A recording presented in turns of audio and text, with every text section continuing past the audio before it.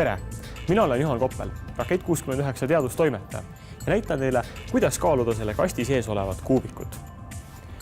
See kast on kinnine ning ma ei saa sellele kuubikule otseselt niimoodi ligi, et see näiteks kaalu abil üles tõsta või kuidagi seda kangi abil kaaluda. Kuid see kuup kõigub veidi, on näha, et see ripub trossi otsas ning siin kasti servas on pilu, mille abil seda kuupi manipuleerida. Selleks, et kuup ära kaaluda, on mul siin laual kaal, kuid nagu ma enne mainisin, siis otse ei saa selle kaaluga ligi ning ma ehitasin laual olevatest vahenditest sellise pulga. Selle abil saan ma võtta trossist kaaluga kinni. Ja põhimõtteliselt hakkame me seda kaalumistööd tegema sellisest asendist. Kuid ma ju tõmban külje peale, et kaaluda raskust, mida gravitatsioon tõmbab allapoole. Mida siis teha? Peame esmalt natukene matemaatikat läbi tegema. Siin televiisoril on joonis sarnasest olukorrast. Meil on raskus massiga M, mis ripub nööri otsas. See on oma tasakaalu asendist, mis on tähistatud punktiiriga, viidud välja nurga alfa võrra. Ja seda massi tõmmatakse maa suunas jõuga M korda G, kus M on siis selle raskuse mass ja G on gravitatsiooni konstant. Ja seda tähistab see nool, kuid jagame selle jõu komponentideks.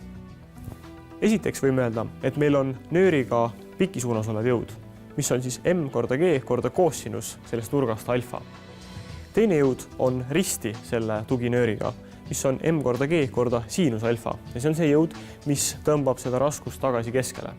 Kuid sellises olukorras peaks see pendel ju vajuma oma tasakaalu asendisse tagasi. Seega täiendame seda olukorra kirjeldust mõne jõuga. Selleks, et pendel ei vajuks tagasi, tuleb seda tõmmata teises suunas vastupidise sama suure jõuga. Siis püsib see pendel paigal. See on siis miinus M korda G korda siinus alfa. Ja me tahame tõmmata seda raskust külje peale sellise jõuga. Ja lõpuks ongi meil vaja leida selle jõu ja siis selle allapoole tõmbava raskusjõu suhe, et leida selle pendli mass. See hall kast siin tähistab kaalu, millega me hiljem trossist tõmbama hakkame ning suur M on siis kaalunäit kilogrammides. Ja jõud, mis sellel hetkel mõjub, on suur M korda G.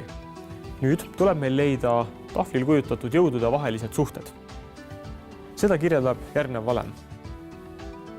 Kaalunäit korda gravitatsiooni konstant on seesama jõud, mis hoiab seda pendlit piltuses asendis, jagada koossinus alfaga.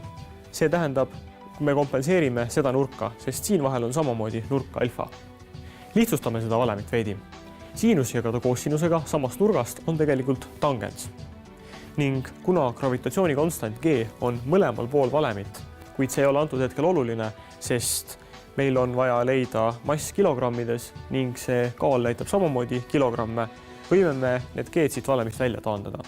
Seega, kaalunäit on selle raskuse mass korda tangens nurgast alfa, ehk siis sellest nurgast, mille alla me oleme raskuse nööri otsast tõmmanud.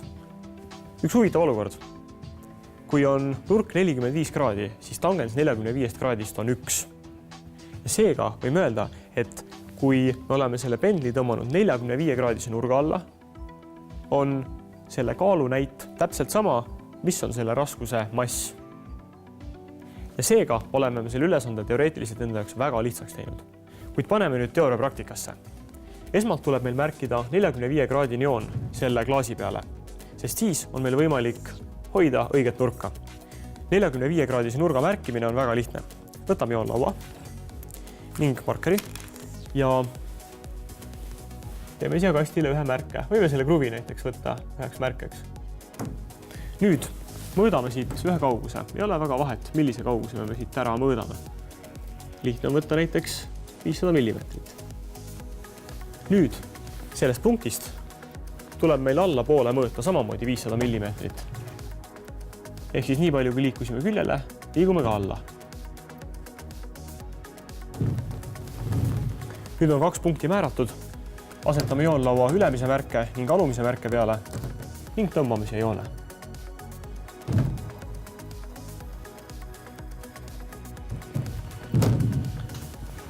Ja see joon on nüüd küllaltki täpselt 45 kraadise nurga all selle kasti suhtes. Nüüd asume mõõtma. Võtan varem ehitatud pulga, panen selle kaalu otsa ja pulga teise otsa panen trossi külge. ning tõmban selle 45-kraadise nurga alla, samal ajal pulka horisontaalselt hoides. Siis matemaatika klapib. Kaalunäit on 11,60 kilogrammi. Kuid et tulemus saaks täpsem, teen mõned kordusmõõtmised.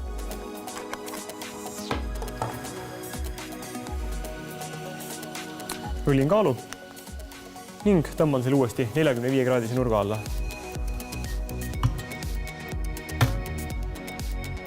Ja seejuures peame jälgima, et ka see varras, millega ma tõmban, oleks maaga horisontaalne. Siis on tulemus õige. Muidu matemaatika lihtsalt ei klapi. Teine tulemus on 11,75 kilogrammi ja teostame ka kolmanda mõõtmise.